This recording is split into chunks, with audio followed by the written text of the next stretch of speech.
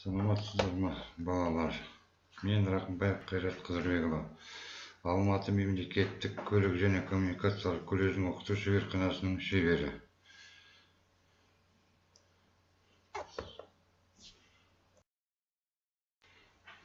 Бүгінгі сабақтың тақырыбы слесарлық құрал саймандар. Сабақтың мақсаты білімділік. Студенттерді колледж шеберханасында слесарлық құрал саймандармен жұмыс тәсілдерін үйрету және жұмыс кезінде қауіпсіздік ережесін мұқият түсіндіру.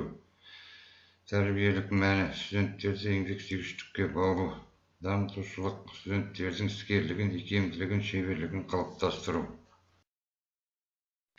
Негізгі станоктерге, қосалқы жабдыққа және құрал саймандарға слесарлық жұмыс істегенде қолданылатын дайын бұйымдар, бөлшектер және қалдықтар үшін үстелге қоятын дәнекерлеу үшін механикалық тойтарма және қыздыру өңдеуі, қол жүк көтергіші қыспақтар үшін токар қырғы, сүргілейтін бұрғылайтын тегістеу станогы, бұрандалы баспақ, төсі бар көрігі және ұсталық сайманды комплектімен жабдық және аспап.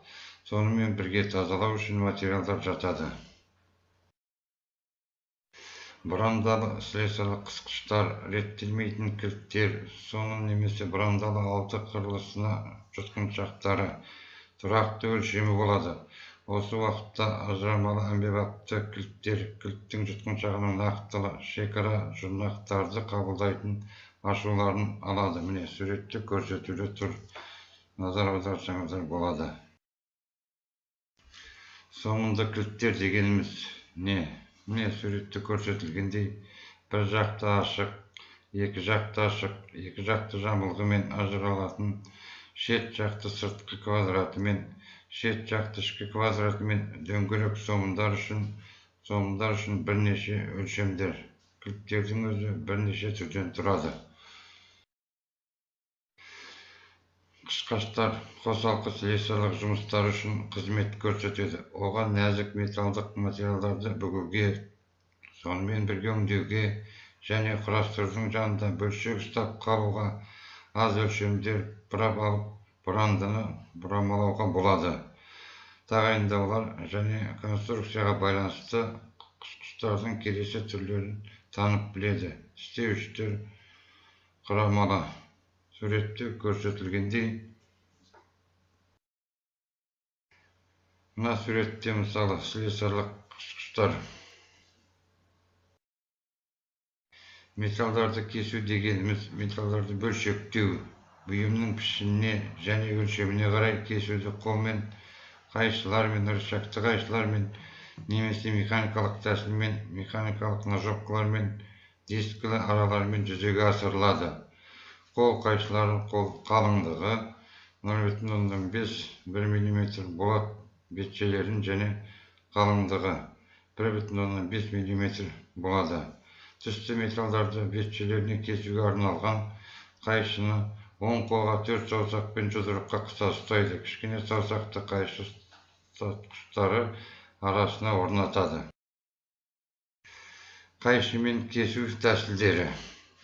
Қайшымен кескен кезде саусақтардың дұрыс орналасуы, оң қолмен ішкі қисық контурды кесу, қысылған саусақтарды ашып, кішкене саусақты түзетіп, төменгі пышақты күшпен қажетті бұрышқа түсіреді.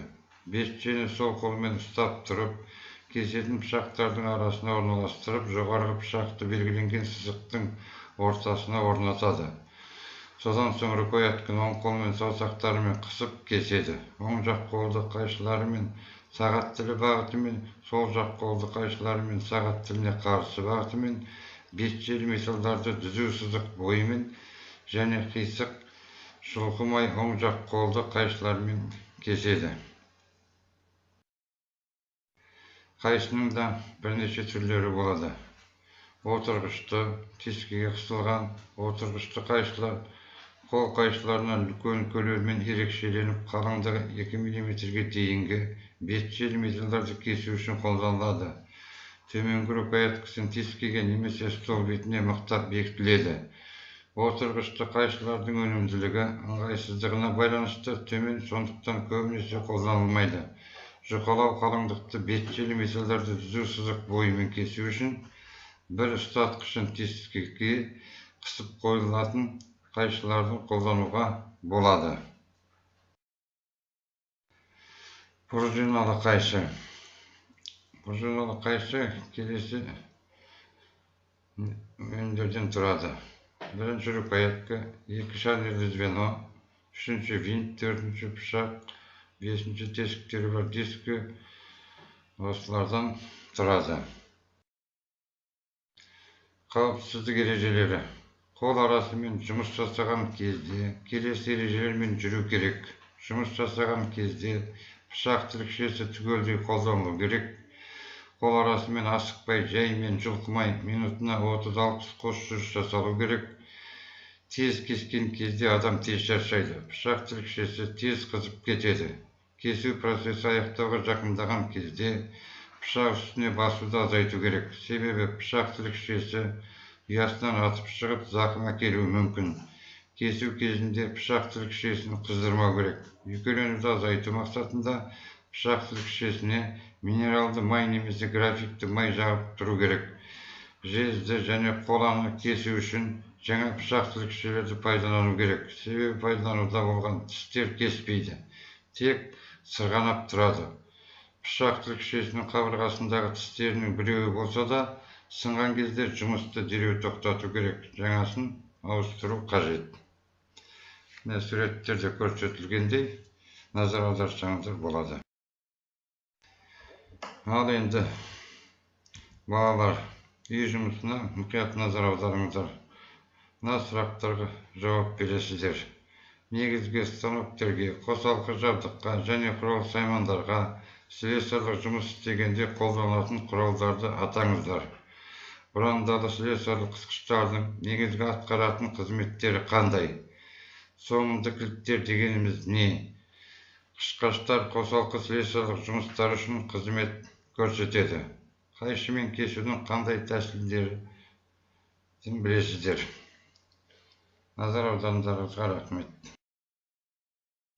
Осымен бүгінгі сабағымыз өз мәресіне жетті. Сау болыңыздар.